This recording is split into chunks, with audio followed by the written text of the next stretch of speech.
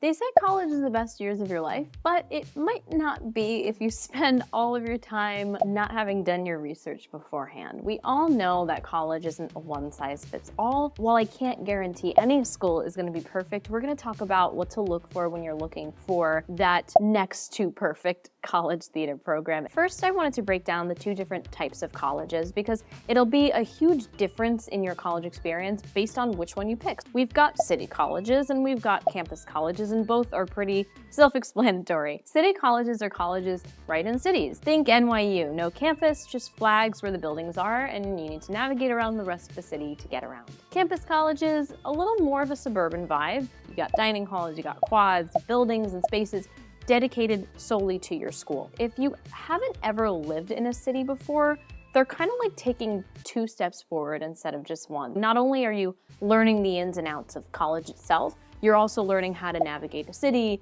learn public transportation, live in a shared building with sometimes even non-college residents. It's a lot. If you aren't necessarily used to commuting every day or living in a city, it could be a bit overwhelming for you. If this sounds pretty awesome and you don't really care about the traditional college experience that much, then this is probably more your cup of tea. What you need to know about campus colleges, they're kind of like your own little community. Everything you can ask for is in this little suburban-like area. You got the library, you got the food halls, you got the campus housing, your classes.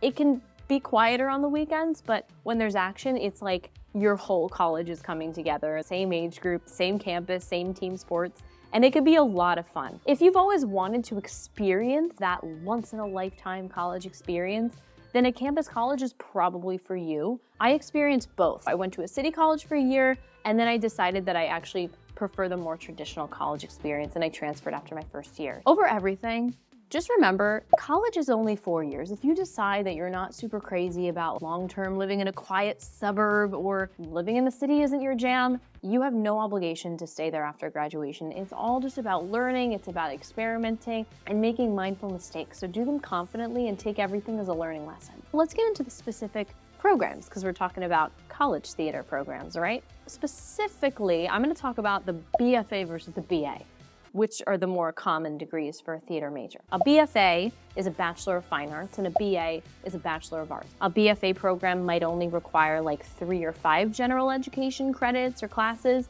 whereas BA might require 10 or 15. A BFA is a really great way to get super targeted focus on a specific specialty in your program.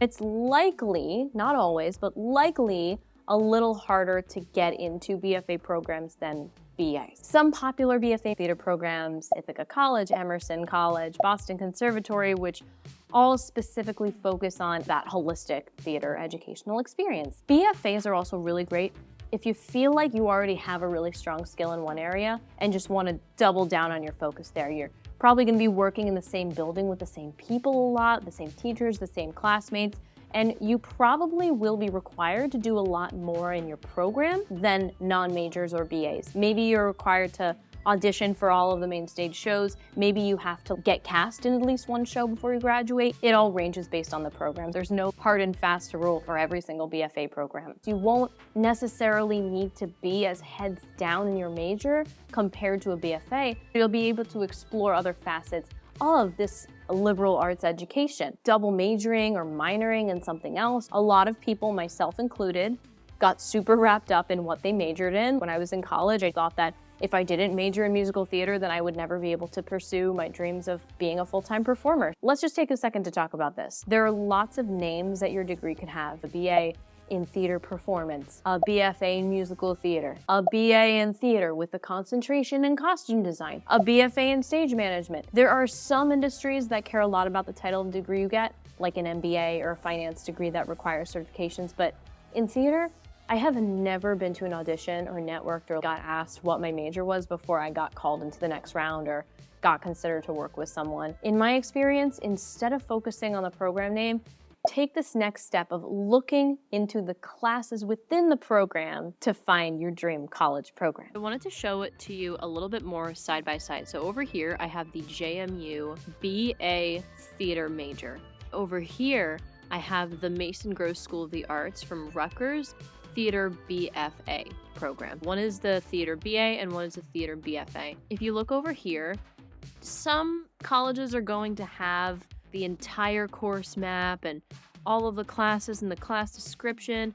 Other ones are going to be a little bit less comprehensive. It just depends on what they put on the website, but I'm sure you could always give them a call and ask them for any information you're not finding on the website. Let's look at the BA theater major first. Not all of these are required.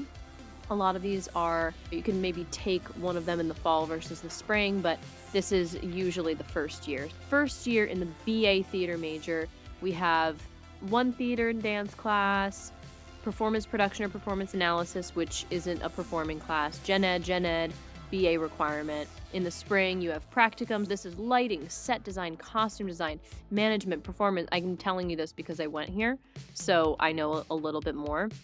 Acting 1 or dance requirement, performance production or performance analysis. So these, again, not a performance class. This is analysis. Gen Ed. Already the first year, 4 Gen Ed requirements.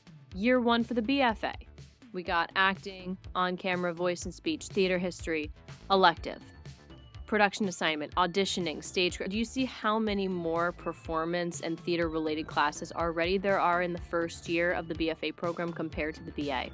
Neither is right or wrong. It is amazing to have such a targeted focus on this. It's also amazing that you can start taking Gen Ed classes right from the beginning. I know colleges that they actually don't even let their freshmen declare a major because they want them to just take everything and try it out. Let's look at sophomore, studio design aspects, world theater 1 or 2, acting 2, Gen Ed, BA requirement, kind of same thing in the spring. For this, they have like process, layering, application and consistency, begin again. Like they have a whole naming thing that's really cool. Acting Meisner progression, very specific acting training.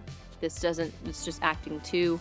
And from my experience, they didn't really have one particular acting training. Mason Gross is also very particular. I believe they should be still doing Meisner. That's where my teacher at Esper went. Very, very much about Meisner. On camera, voice and speech, script text analysis, contemporary global perspectives, elective, university requirements, production assignments, movement, auditioning, general theater experience. They're having you incorporate a little bit other stuff in additional acting techniques. General theater experience course. I could keep going through it, but still more general education requirements. Gen Ed, year 3 and year 4 come. You'll see that you have a little bit more freedom. Elective, theater elective. It's kind of like in high school. You can start picking your classes a little bit later once you've done the dirty work and kind of taken all the classes you don't really like. You can have a little bit more flexibility. That's totally the case in college too, at least in my experience. Over here, acting, on-camera voice, devised theater, yeah, so still so much. I don't even think it has an elective here. Year 4, begin again, study abroad. Okay, wait, they require you to study abroad? That's cool.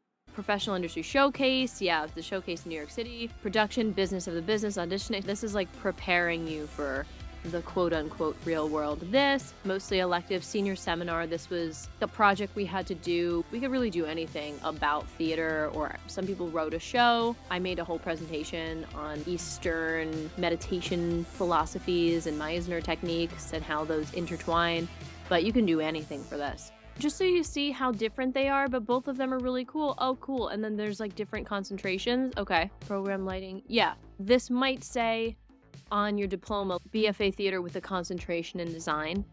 So there's just like wording things sometimes. It's not a major, it's a concentration in. Again, it doesn't really matter. It's just if you like the program and if it resonates with you. You should be able to find this information if you just type in the theater program and say like class requirements or classes or courses or credits or something like that. If you feel like you really can't find that, just call the admissions office or email them. I'm sure they'd be more than happy to send you over that information. After you go through this whole process of looking at the classes, you might still have a few other questions that come up. Some of my questions I remember, if I wanted to take a class but it's not in my major, how hard is it to take? Are there any additional auditions that need to be done after I become a student? This was something that I didn't know about. My school had a BA in theater, but you needed to actually audition to be in the theater performance concentration. I did not get in. Are there more limited opportunities if I'm not a musical theater major or a performance concentration major or even a theater major that would restrict me from getting involved in the theater program? We've talked about being prepared for the actual type of school. We've talked about being prepared for the programs. Now let's talk about the other opportunities you could have to leverage or complement your degree. There's the option of having a second major or a minor. This isn't always something that you're going to know immediately when you start school, but it's something that you can consider. BFA programs might not even make it possible to double major, and if so, it could be really hard to do so, whereas BAs will probably be more flexible. This is all subject to the school.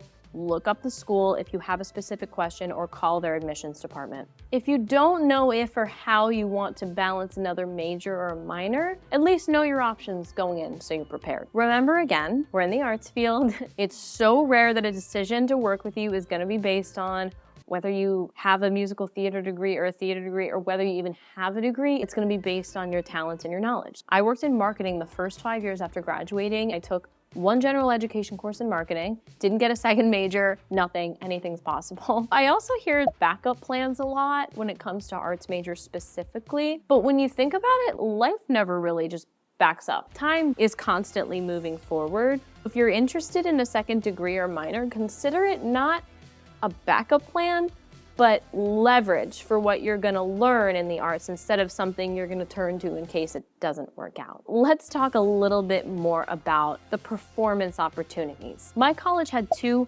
main stage productions a year. Typically colleges have this, it's like the big theater building, that's like the main theater that even locals sometimes go to. I wanna say we also had 4 studio theater productions, which was the all-student run black box in our theater department. There were so many performance opportunities within the film schools for short films and dance programs and immersive experiences and things that weren't technically even on a stage. Something to think about when you're looking at theater programs is to figure out how many productions are run per year and how diverse these productions are. How many main stages versus how many student-run productions versus how many alternative shows or dance shows or just something in another department, and whether you're allowed to also audition for things outside of your major. Seeing the opportunities for you to be involved in some facet of the show. How easy is it to propose and direct a show through the student-run theater? I know that's not performing, but these are great opportunities. Taking on stage management duties, these are the sorts of things you'll want to consider when you're looking at programs. You want to set yourself up, not just for the chance of other people liking you enough to cast you, but for you to place yourself in situations you've never been in and have the chance to explore different fields as part of this major. Say I'm saying all of this and you don't get into one theater program. People's talents and skills come at many different times. Even if you weren't this child prodigy actor, it's not gonna say that you're not ever gonna have success. This is why I say, see what colleges actually allow you to be a part of their productions without even being a major. Or see the schools that don't require an audition. Back when I was auditioning, Muhlenberg College had a theater program with an optional audition, and I looked it up. Still to this day, any student at Muhlenberg could audition for their shows, not just the theater majors. There are some other schools that are super strict about who auditions for shows, and they might even limit theater majors from auditioning for musicals. That might just be for the musical theater majors. Consider all of this when looking at and accepting different college programs. And remember that just because you weren't accepted into a program doesn't mean you're not able to pursue your passion. I auditioned for the musical theater major, I didn't get into that.